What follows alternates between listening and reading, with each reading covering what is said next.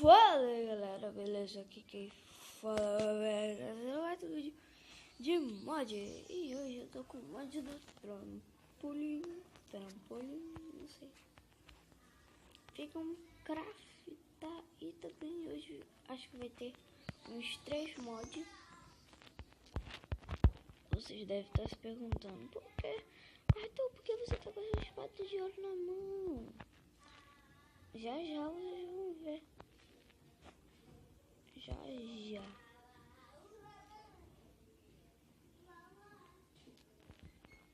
Garoto maluco. Bom dia. Não vou, galera. Liguei não. Mas faça. É só você vir aqui, ó. Esperei. Vim aqui no MCP, item, esponja e adicionar. E você bota lá no chão. Sobe em cima dela, só que aí, ó. Tum.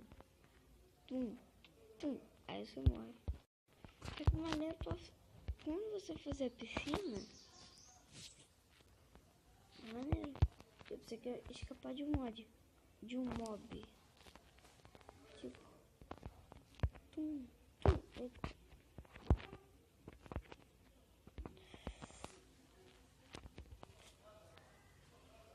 E esse mod aqui, eu não tô com ele ligado.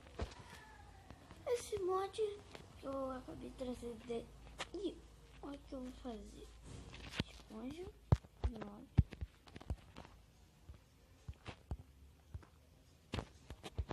Dia. Esponja. Uau, não. Nossa. Deixa eu ver quanto coração tira. Não. Calma, não.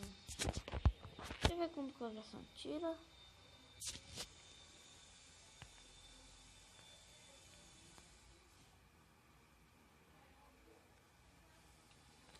Ah, sei. Isso, né? Tá, deixa eu fazer isso aqui logo. Tum.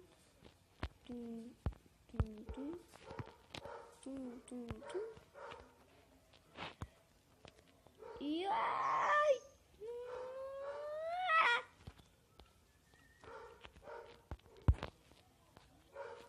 Pô, cara, bagulho chato, velho.